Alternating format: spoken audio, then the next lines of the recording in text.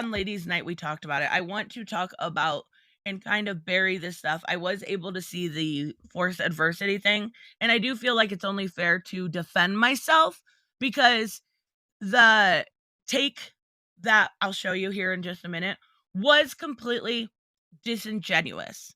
It was completely fabricated. And I do think a lot of what the person he had on stream, I freaking love comics, made a good point. But when it comes to this entire situation, it was absolutely, you don't have to leave. It was absolutely, well, you'll see. Let me show you. The idea that he thinks he completely and utterly destroyed my channel, it has nothing, and I promise you, nothing to do with him. It has to do with how I decided to be, how I changed, how I went about my channel. So let's take a look. And I went through the chat. They don't really say anything about me.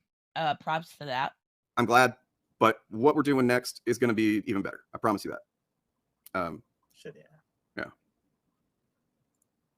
Awkward. By the way, I also kind of dealt a pretty crippling blow to Nerdette's Newsstands channel. Boom! Boom! No, honey, you did not.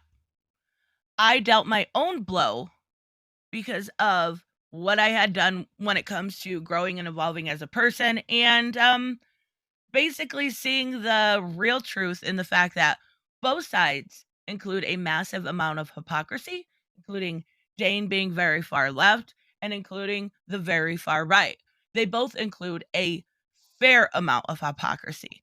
And I saw it and I stepped back and I looked through an apolitical eye, and I was able to kind of grasp the reality of the situation that most people outside in the real world look at both sides like idiots. Boom. Go ahead and set that up. Go ahead and throw that out there. Yeah, dude. Like I made that video like last year where I reached out to her and you know, she was like, had been in my comments saying that she was rethinking Comicsgate stuff and whatever. And I reached out. Mind you, when he made that video, we replied to it on stream. I was very respectful. I had been out of Comicsgate for like well over a year, if not even more. But the thing is with these people, they do not, once you have a label, it can never change. It can never change. Saying that I was in Comicsgate at that point is absolutely factually incorrect. Out there, I said, hey, you know, you can change. I don't remember what video said, but it was basically like, you know, I found some video that she did where it was a good video where she's talking about why she loves comics and as a kid, why she got into them and stuff. And I told her, like in this video, I said, if you do more content from this place, from this love of fandom, it's going to be great content. And she didn't really do that, but we'll look at that. We'll judge for ourselves. You know, but she ended up becoming a channel member and being supportive in comments and stuff like that. And yeah, and then eventually, like a few weeks ago, she just kind of turned on me out of nowhere. Again, completely fabricated. I did say something that I wasn't going to support him anymore only after he attacked me in my comment section over the word Latinx or Latinx, over a discussion that it came out in Marvel Voices. Me and Bianca had a discussion about Arcane, then we kind of went into that on one of our bad ideas. And she was like, I hate it. I absolutely hate it. And we had talked about it. And he got upset at me about that because I didn't accept that word. Most people do not accept that word because Spanish is a gendered language, and most people are fine with that. Most, and I hate to use too much hyperbole here, but I've not seen really anyone besides like corporations that tweet stuff out that really use Latinx. Correct me if I'm wrong, but from the studies that I've seen, it's like 3% of people like it. It's a really low amount. He got real upset that I didn't like it. And I also, to add here, I did not attack him. I said I wasn't going to be supporting his channel anymore because I had noticed a pattern of false information, misinformation, whatever you want to say, when things had been factually proven against his narrative. he does not include that in his different videos, right? Like particularly Andy Signor. I have no issues with Andy personally. He does way different type of content than I do now. And I'm just like, not for me, right? But he presented the old stuff. Now I went through this in my previous video that was proven factually false by receipts given directly from, I believe it was Google or some sort of telephone company gave direct receipts of text. All of it was proven incorrect. He went with the old narrative, and I think most people know that at this point. He went with the old narrative that he's a creepy. He might be creepy, but he didn't do anything illegal. He had a consensual relationship with a woman. The creepiest part about it is the cheating, right? So I just was done at that point. I was just done. I didn't like the way he treated people. He's very, very demeaning to a lot of people that come in his comments, that come in his live shows. He treats them very disrespectfully. If they have any sort of dissenting view, he calls them chuds. And I don't mind the word chud. I don't care. But when you start using words like Nazi, when you start name calling, and it just gets to a point where somebody can only take that so much. And it's not my game. Again, I've said it 100 times over the past 4 years. I'm a pacifist. I may get mad. I may get heated. But I am not going to, even if you have a dissenting opinion, going to demean you for that or call you amoral. I'm just not. And I was pretty confused by that. And then someone pointed out to me, I'm not going to say who, but somebody pointed out to me, like, if you look at when I reached out to her in that video earlier last year, if I look at the social blade of her channel, right?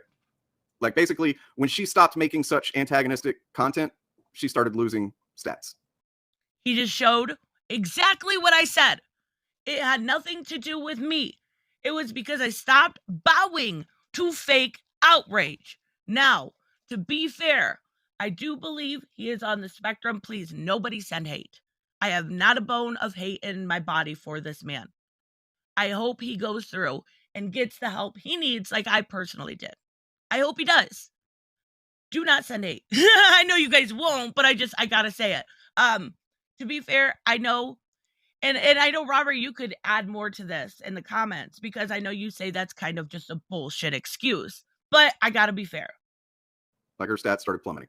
And that's, yeah. So, my hope was that like I can actually, cause her to be reflective and like, grow and change and maybe bring her audience along with her and stuff. That's not really what happened. But, second best is that, hey, me being, reaching out to her and trying to be friendly and stuff caused her shitty audience to abandon her. So, I can tell you right now, I maybe lost a few subs by having him on the channel. Maybe a few, less than 5.